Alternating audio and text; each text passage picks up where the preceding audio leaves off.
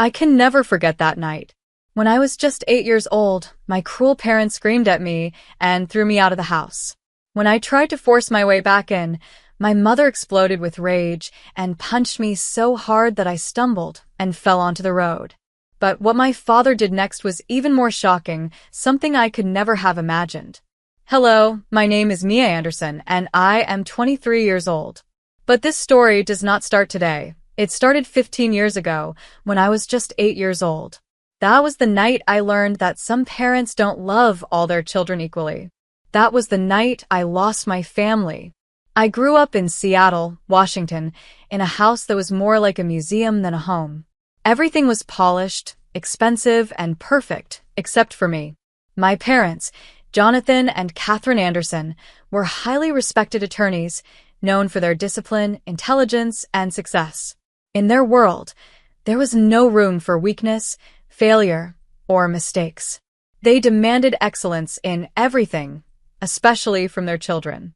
I had a younger brother, Adam, who was their pride and joy. Adam was everything they wanted: smart, charming, and effortlessly talented. Every time he achieved something, our parents showered him with love, praise, and attention. He was the golden child. And me? I was just the extra one, the mistake they didn't know what to do with. No matter how hard I tried, I was never good enough. If I got a B on a test, my parents would look at me like I had personally disgraced them. If Adam got an A, they would throw a celebration. If I needed help with homework, they told me to figure it out myself. If Adam needed help, they hired the best tutor money could buy. They acted as if he deserved success, and I deserved nothing. I spent my childhood chasing their approval, believing that if I worked hard enough, if I tried my best, they would finally see me, finally love me the way they loved Adam. But nothing I did was ever enough. I was invisible when I succeeded, and a failure when I fell short. Then, when I was 8 years old, everything changed. It was the night I finally understood that no amount of effort would ever make them love me. The night they made a choice. The night they decided I didn't belong in their perfect family. It was a cold evening when my life, as I knew it, came crashing down. I had just returned from school, my backpack weighing heavily on my shoulders, but the weight in my chest was far heavier. That day, I had taken a crucial math test. I had spent countless nights studying, reading through my notes over and over again, hoping that this time I would make my parents proud. But despite my efforts, when the results came in, I had only managed a C+. I knew what that meant. As soon as I stepped inside the house, I could hear their voices from the living room, loud, sharp, and full of disappointment. My hands clenched around my test paper as I stood frozen in place, listening. "She's an embarrassment." My mother's voice was sharp, each word cutting through the air like a knife. "We have given her everything, every opportunity, and she still fails us." My father's voice followed, colder than ever. "We've done our best to shape her into something worthwhile, but she keeps proving she's not meant to succeed." My stomach twisted painfully, and I felt my breath hitch. They were talking about me. Again. "She's lazy," my father continued. "No matter how much we push her, she never rises to the occasion. She is not the kind of child we can be proud of." Tears welled up in my eyes, blurring my vision. I tried. I had done everything I could, worked harder than ever, but it was never enough. Then, my mother's voice cut through the silence in a way that made my blood run cold. "We can't keep doing this. Maybe it's time for her to leave." I felt the ground shift beneath me. For a second, I thought I had misheard her. I was 8 years old, she couldn't mean that. But she did. Later that evening, after dinner, my parents called me into the living room. My father sat on the couch, his arms crossed tightly over his chest. My mother stood beside him, her expression unreadable. Adam was nowhere to be seen. He never had to witness these moments. "Mia, we've talked about this," my father said in a measured, emotionless tone. "You aren't meeting our expectations.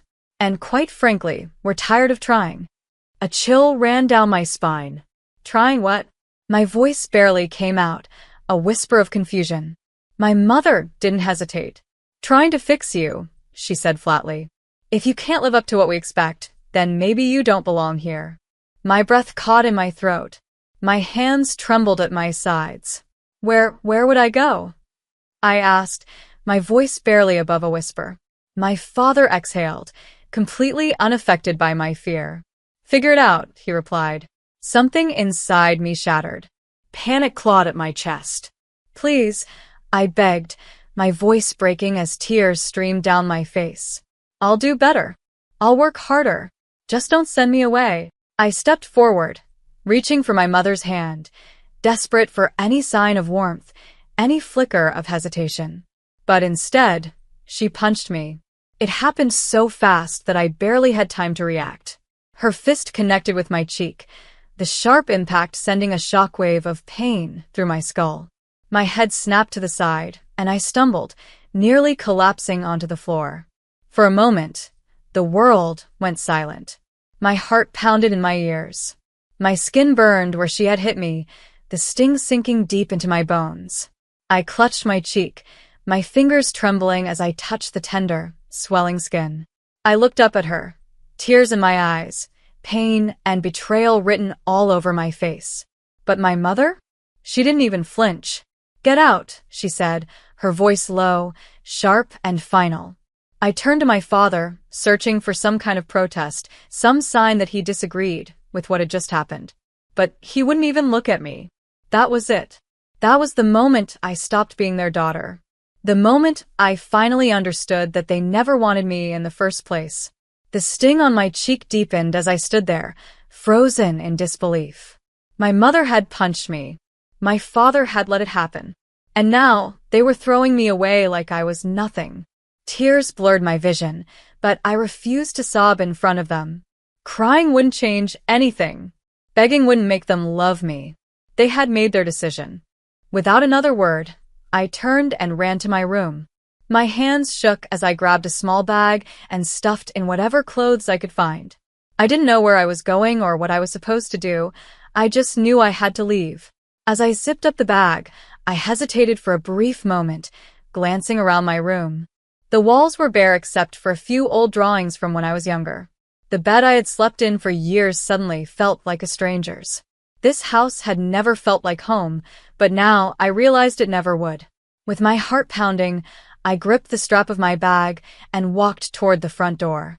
My mother was standing in the hallway, arms crossed, watching me with cold indifference. My father sat in his usual chair, flipping through a newspaper as if nothing had happened. Adam was still nowhere to be seen. I swallowed the lump in my throat. One last chance. Maybe if I looked at them long enough, if they saw the pain in my eyes, they'd change their minds. Maybe my mother would regret hitting me. Maybe my father would tell me to stay. But they didn't. My mother reached for the door handle and swung it open. Leave. I stepped outside, gripping my bag tightly, the cool night air sending shivers through my body. My feet felt heavy as I walked down the steps, my mind screaming at me to turn back, to do something, anything, to make them want me. The door slammed shut behind me. I was alone. As I wandered into the streets of Seattle, a sense of dread settled in my chest. The streetlights flickered above me, casting long shadows on the pavement. The sound of distant traffic, laughter from nearby homes, and the occasional barking of a dog only made my isolation feel heavier. I didn't know where to go. I didn't have a plan.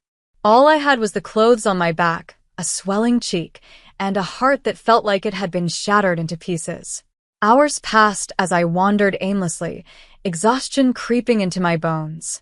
The cold wind bit at my skin, and the hunger in my stomach was a painful reminder that I hadn't eaten since dinner. I wanted to collapse on the sidewalk, to give up, to let the world swallow me whole. And then, I heard a familiar voice. I stood under the dim glow of a street lamp, my arms wrapped around myself in a desperate attempt to stay warm. My feet ached from walking, my stomach twisted with hunger, and the sting of my mother's punch still throbbed against my cheek. I felt completely and utterly lost. The streets of Seattle stretched endlessly before me, unfamiliar and unwelcoming. I had nowhere to go, no idea what to do next. My parents, no, those people weren't my parents anymore, had made it clear that I was no longer part of their lives. The realization sent another wave of hopelessness crashing over me. And then, in the middle of my despair, I heard a voice. Mia? I froze. My breath hitched. The voice was warm, familiar, and full of concern. I turned around, my heart pounding, and saw a woman standing a few feet away. It was Nancy, my aunt. For a moment, I couldn't move. I wasn't sure if I was hallucinating or if this was some cruel trick my exhausted mind was playing on me. But as she stepped closer, her eyes scanning my face, taking in my swollen cheek and the bag slung over my shoulder, I knew this was real. "Oh my God, Mia, what are you doing out here?" she asked, her voice laced with worry. I opened my mouth to answer, but the words wouldn't come. How could I explain what had just happened? How could I tell her that my own mother had punched me? That my father had watched it happen and said nothing? That they had thrown me away like garbage? Nancy must have seen the pain in my eyes because, before I could even try to speak, she stepped forward and wrapped me in a hug.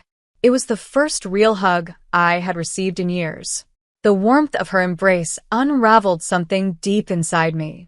I had been holding back my tears, refusing to cry, refusing to let my parents see how much they had hurt me. But as Nancy's arms tightened around me, I broke. A sob escaped my lips, then another, and before I knew it, I was crying uncontrollably into her shoulder. She didn't say anything. She just held me, letting me cry, letting me fall apart. When I finally pulled away, my breath hitching, she cupped my face gently, her fingers brushing against my bruised cheek. Her eyes darkened with anger. "Did someone hurt you?" she asked, her voice sharp. I hesitated, but I couldn't lie. "It was my mom," I whispered. "She hit me, and then they told me to leave." Nancy inhaled sharply, her jaw tightening.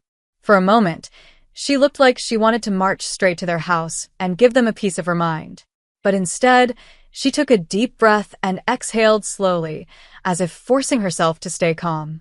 "Come with me," she said, her voice gentler now. "You're safe now, Mia. I promise."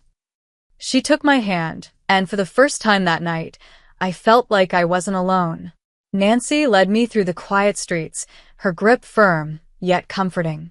My legs ached, my body exhausted from the endless wandering, but I didn't care. For the first time since I left that house, I felt safe. We arrived at her apartment, a small but cozy place nestled in a quiet part of the city. The moment she unlocked the door and guided me inside, I felt an overwhelming sense of warmth, something I had never felt in my own home. There were soft blankets draped over the couch, family photos on the walls, and the faint scent of vanilla candles lingering in the air. "Sit down, sweetheart," Nancy said gently, guiding me to the kitchen table. "You look exhausted." I obeyed, my body too drained to argue. I watched as she moved around the kitchen, heating up a bowl of soup and pouring me a glass of water. She didn't ask me 100 questions. She didn't demand explanations. She just took care of me. As she set the bowl in front of me, I hesitated. My own mother had never done this. Not when I was sick, not when I was sad, not ever. "Eat," she said softly, "and then we'll talk." The first spoonful of soup warmed me from the inside out. I hadn't realized how hungry I was until I started eating, finishing the entire bowl in minutes. Nancy sat across from me, watching me closely. "Now," she said, folding her hands together, "tell me everything." I swallowed hard, my eyes dropping to the table. Where could I even start? "They never wanted me," I finally said, my voice hollow. "No matter what I did, it was never enough. Adam was their favorite. I was just there. A failure. A disappointment."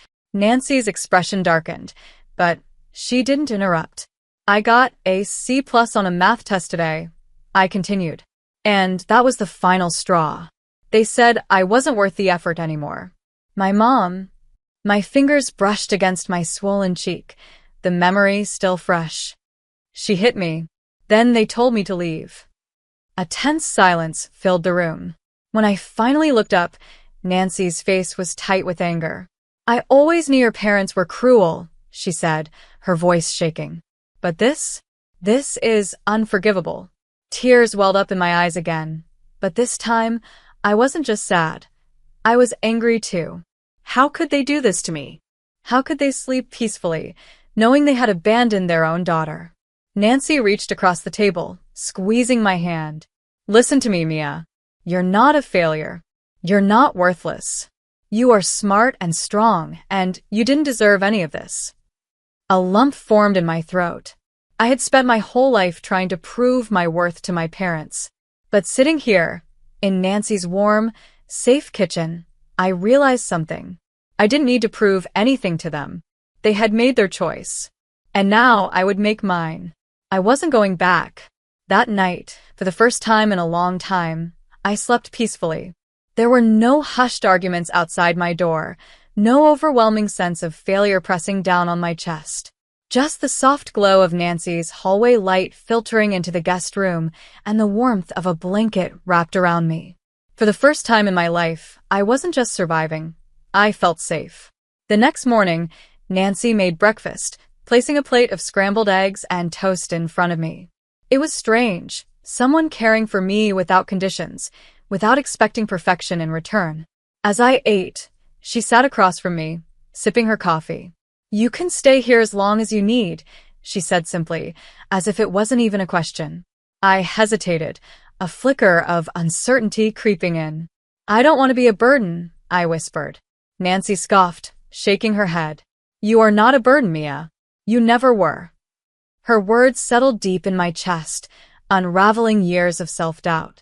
I had spent so long believing I was unwanted, that I wasn't good enough. But maybe the problem was never me. Maybe it was them. With Nancy's support, I started to rebuild my life. She helped me transfer to a new school, where I could start fresh without the constant weight of my parents' expectations dragging me down. At first, it was hard.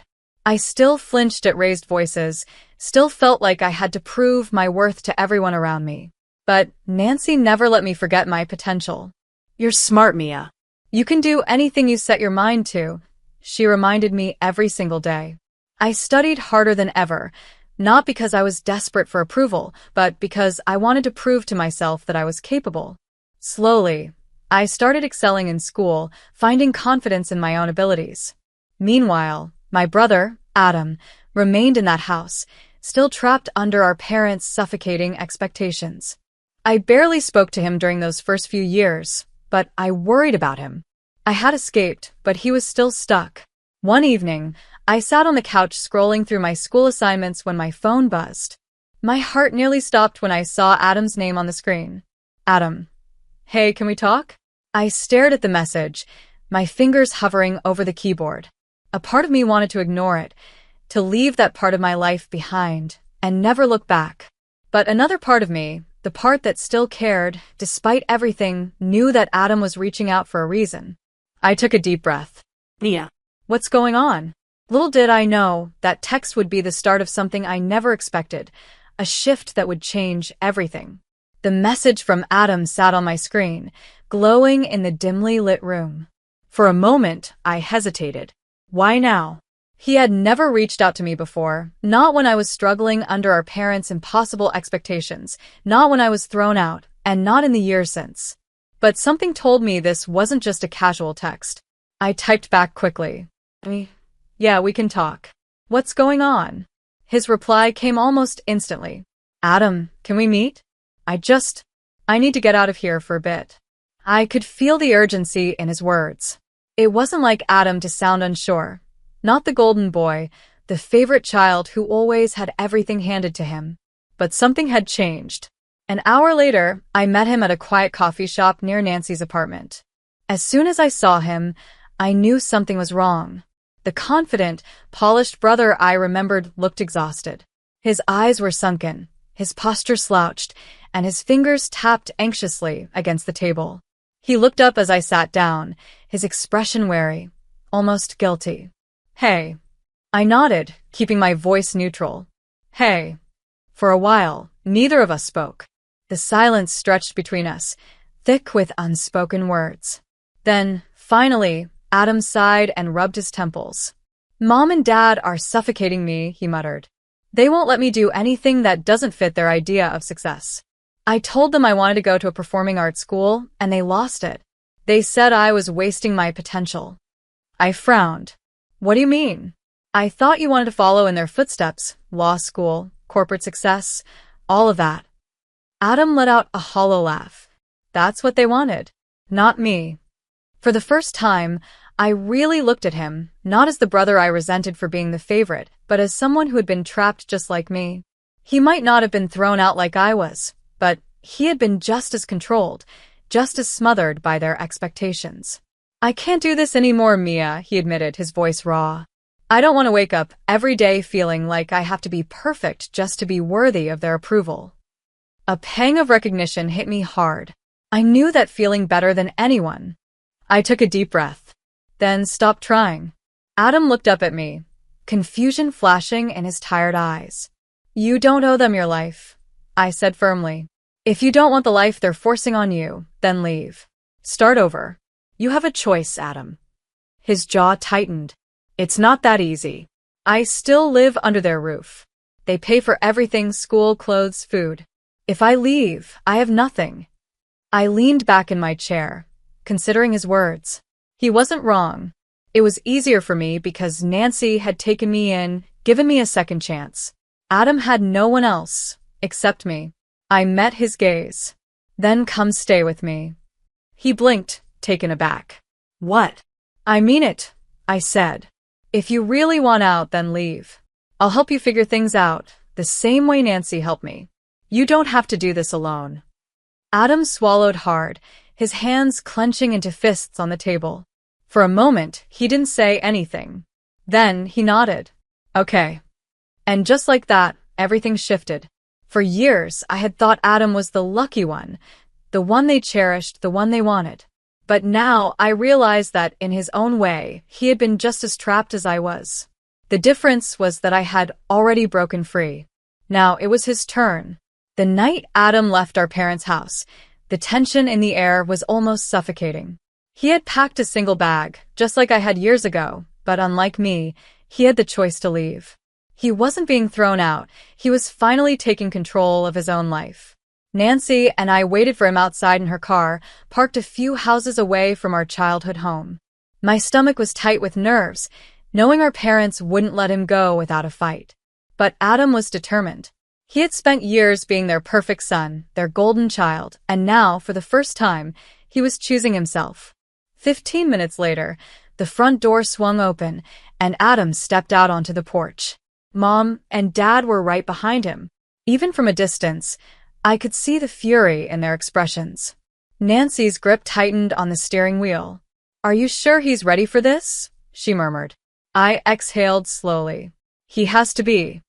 Adam walked down the steps, his movement stiff, tense. My father stood at the doorway, his arms crossed, his face twisted with barely contained rage. If you leave now, you don't come back, my father warned. Adam hesitated. I could almost feel his internal battle. Years of conditioning.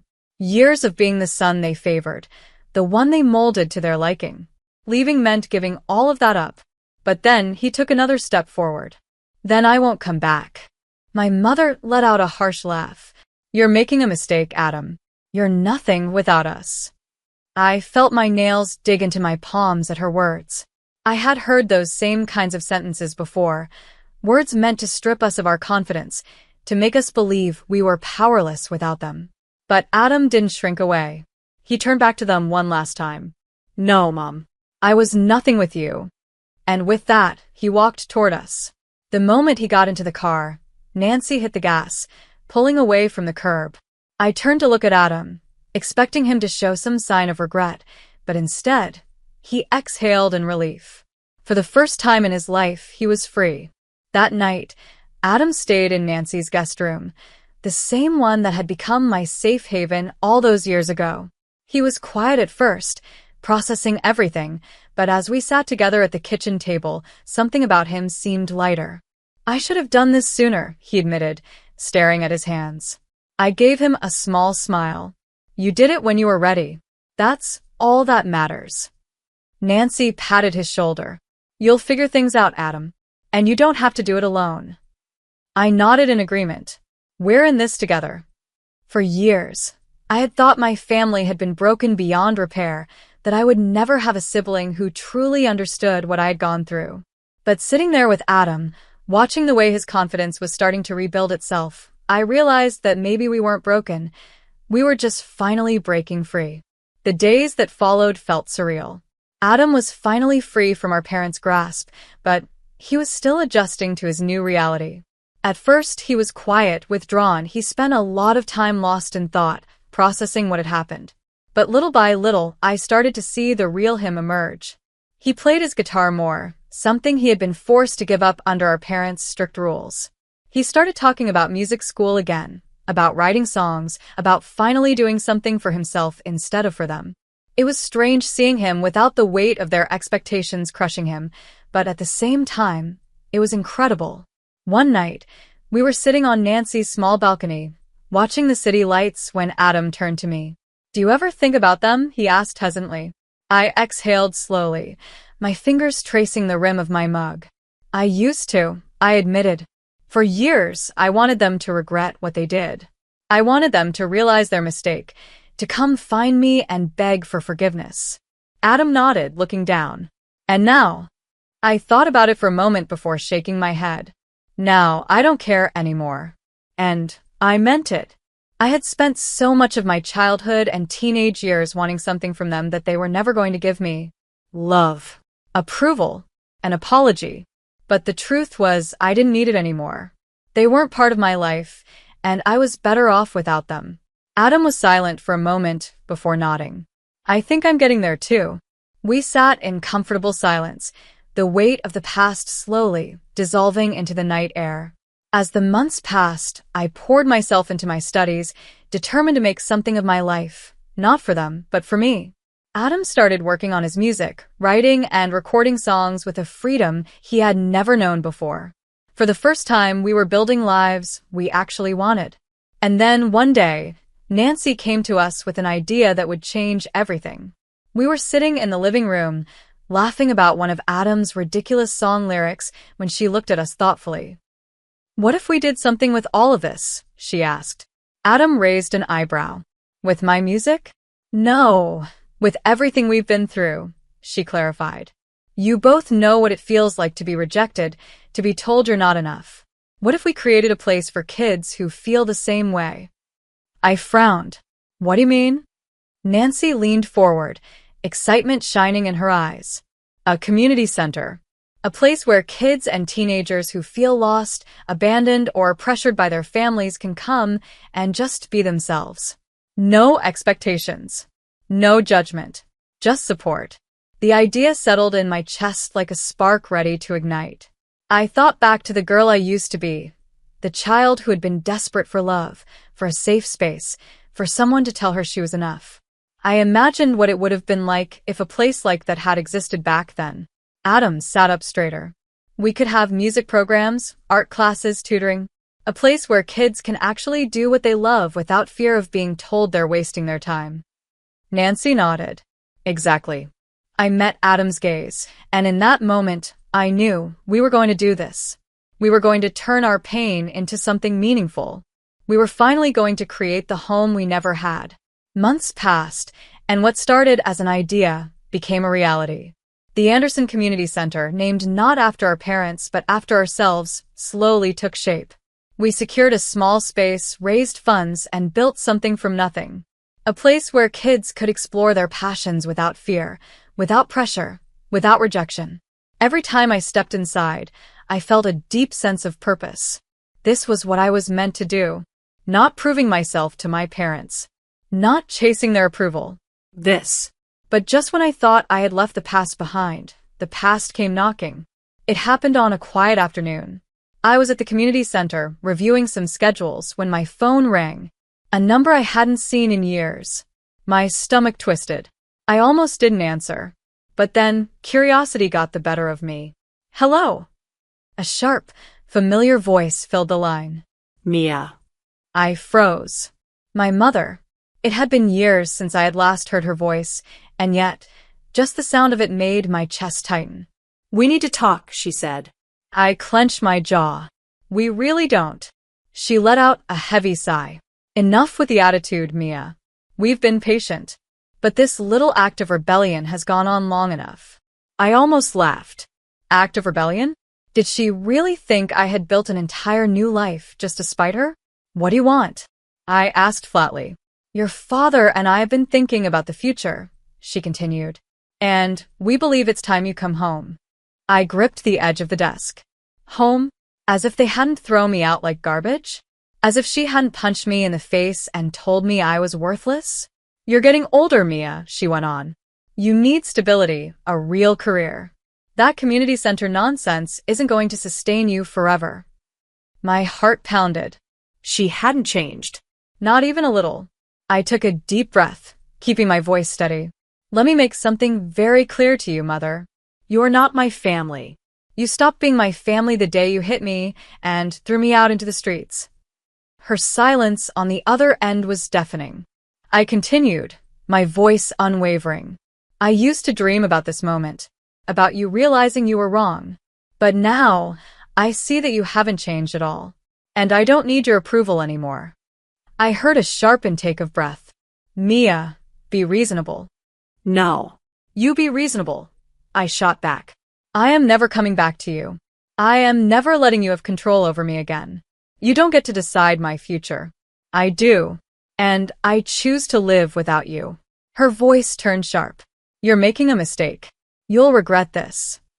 I smiled, even though she couldn't see it. No. I regret ever wanting your love in the first place. And with that, I hung up. That was the moment I knew I was free. The day of the community center's grand opening, I stood with Nancy and Adam, looking at the place we had built together. A place for kids like us, kids who had been rejected, abandoned, or made to feel like they weren't enough. Adam strummed his guitar, a small smile on his face. Mom and Dad would hate this, he mused. I laughed. Good. Nancy looped her arms around both of us. You two have done something incredible. I hope you know that. I looked around at the kids walking through the doors, kids who would never have to feel as alone as we once did. I didn't need my parents' love. I didn't need their validation. I had something better. A family who chose me. A life I built on my own terms. And for the first time in my life, I was exactly where I was meant to be.